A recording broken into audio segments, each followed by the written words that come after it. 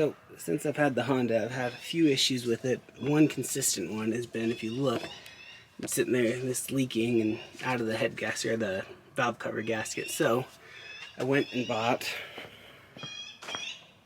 one of these, just a little gasket repair kit. So I'm gonna go ahead and replace that. And then also I got a battery light in it, so I'm gonna swap out the alternator. The battery is pretty new, so I'm certain it's not that. So I'm gonna go ahead and swap the alternator out and go ahead and try to fix two problems in the same time.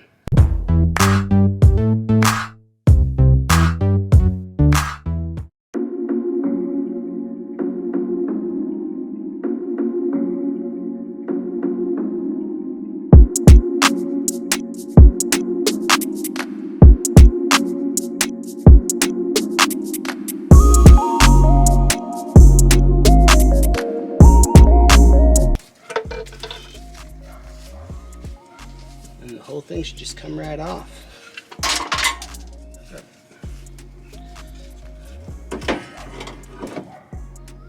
Looks like that crinkle coat that was on there is actually right here on the rim too.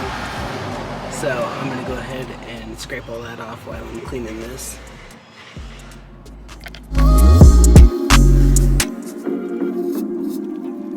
So now that I got that all cleaned up, I'm gonna go ahead and replace this. Take the gasket off.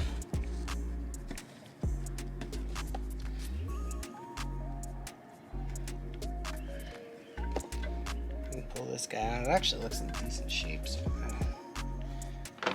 I think it was just all that coating or whatever they put on this that just left a gap and didn't seal it. So having said that, I'm actually gonna scrape this as well.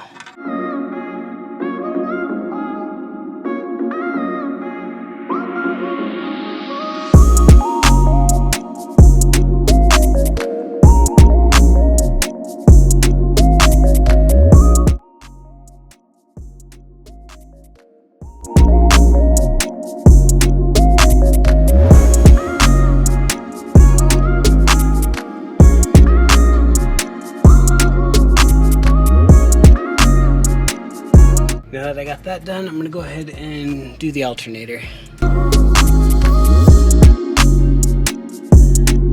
So I swapped out the old alternator and have the new one in there. It's just sitting in there. I haven't actually put it in yet. So it's got a top bolt that you undo first, and then on the back you'll do that plug and that one, and then you'll go ahead and take out this hinge bolt at the bottom. You lift up the car. That was the easiest way for me. I guess you can do it from the top, but it's a pain in the butt.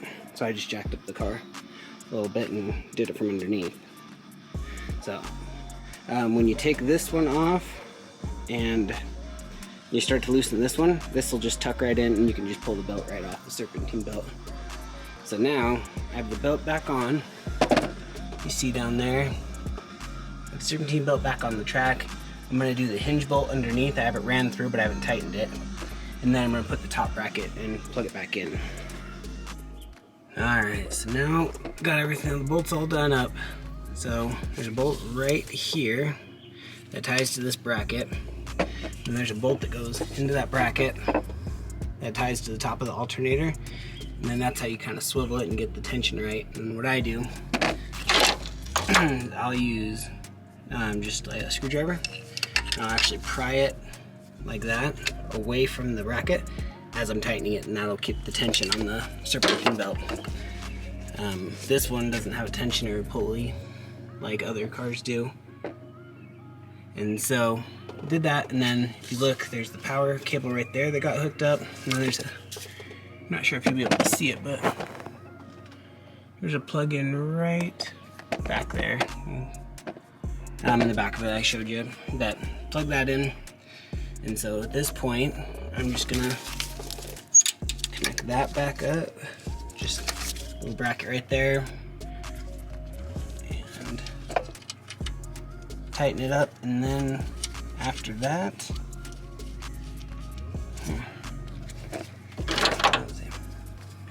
get that guy tightened down.